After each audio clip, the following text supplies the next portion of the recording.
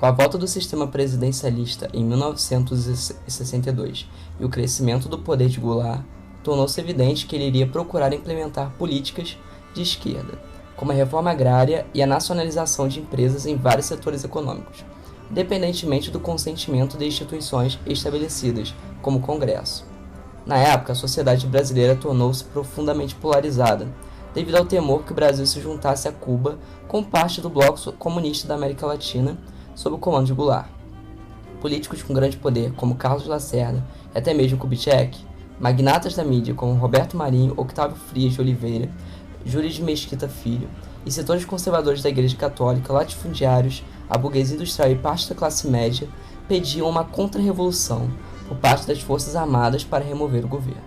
States became conscious of Cuba when a man with a beard seized power 3 years ago. We became conscious of Brazil when a man with a mustache quit power 2 months ago. Cuba is gone. As Brazil goes, so goes South America. Nos primeiros anos após o golpe, que coincidem com o mandato presidencial do Marechal Humberto Castelo Branco, nem as oposições democráticas, nem mesmo os grupos políticos e segmentos sociais que integravam a aliança golpista, militares inclusive, que depuseram Jango, tinham absoluta certeza dos rumos que a política nacional teria. A expectativa geral era de que a intervenção militar na política fosse breve e que, em pouco tempo, o regime democrático seria restabelecido. Mas isso não ocorreu. Os militares permaneceram no governo e consolidaram sua posição no poder por meio de atos institucionais, que foram decretos promulgados para sustentar todas as mudanças e medidas políticas colocadas em prática durante o período.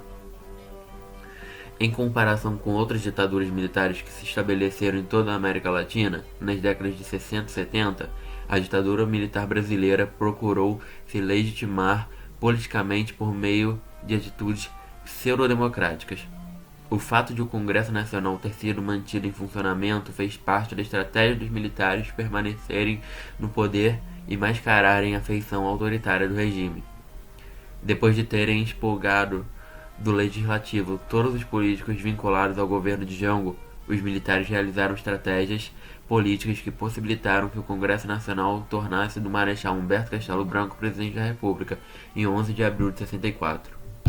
E cumprirei com honra e lealdade à Constituição do Brasil. Meu procedimento será o de um chefe de Estado sem tergiversações. No processo para a eleição do brasileiro, a quem entregarei o cargo a 31 de janeiro de 1966. Indicado como presidente da República pela junta militar golpista, o Marechal Humberto Castelo Branco era considerado um militar de tendência moderada. Em seu governo, porém, Castelo Branco foi pressionado por militares direitistas radicais para realizar uma série de inquéritos policiais militares.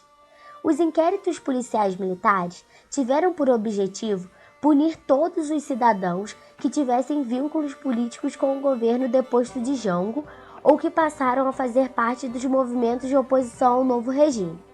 As greves foram proibidas e houve intervenção do governo em praticamente todos os sindicatos trabalhistas. Importantes organizações, como a União Nacional dos Estudantes e várias outras entidades da sociedade civil, também sofreram intervenção ou foram completamente desarticuladas. Milhares de funcionários públicos ligados à burocracia militar e civil foram aposentados. Na área política, houve centenas de cassações de mandatos de parlamentares e suspensão dos direitos políticos.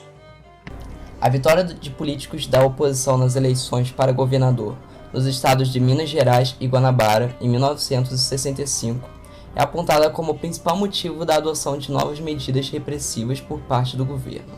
Em outubro de 65, Castelo Branco assinou o Ato Institucional número 2, AI-2, que ampliou significativamente o Poder Executivo Federal, estabelecendo eleições indiretas para presidente da República e extinguiu todos os partidos políticos.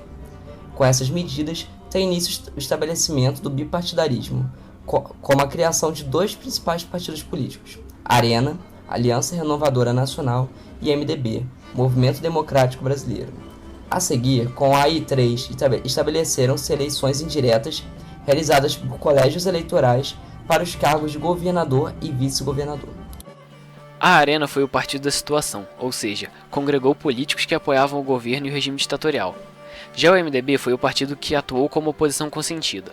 A adoção do bipartidarismo foi mais um artifício da ditadura militar brasileira para caracterizar o regime autoritário vigente como democrático. Portanto, existiu a oposição, mas ela atuou dentro dos estreitos limites impostos pelo governo dos generais. Ou seja, o tipo de oposição que era praticada pelo MDB não ameaçou o poder dos militares nem a manutenção da ditadura. Castelo Branco também promulgou o AI-4, obrigando o Congresso a discutir e aprovar uma nova Constituição com características autoritárias. No último ano de seu mandato, em 1967, o presidente ainda editou uma nova Lei de Segurança Nacional. Com o pretexto de defesa da soberania, essa lei se transformou em um poderoso instrumento de controle e vigilância política sobre todos os setores da sociedade civil. Severas punições foram estabelecidas aos transgressores da LSN. No governo Castelo Branco, o ministro do Planejamento, Roberto Campos, adotou uma política econômica anti-inflacionária que causou desemprego e provocou a diminuição dos salários. De 64 a 67, centenas de pequenas empresas foram à falência. No longo prazo, a política econômica da ditadura militar, iniciada parcialmente no governo Castelo Branco, atendeu aos interesses das classes e grupos sociais que integravam a aliança golpista, burguesia industrial e elites rurais. O governo incentivou os investimentos estrangeiros no país, as exportações e a produção interna de bens duráveis, imóveis, automóveis e eletrodomésticos. O mercado consumidor se ampliou, mas só quem se beneficiou do consumo da produção industrial de bens duráveis foram as classes médias e os mais ricos. A concentração de renda impediu que as classes populares se beneficiassem do crescimento econômico.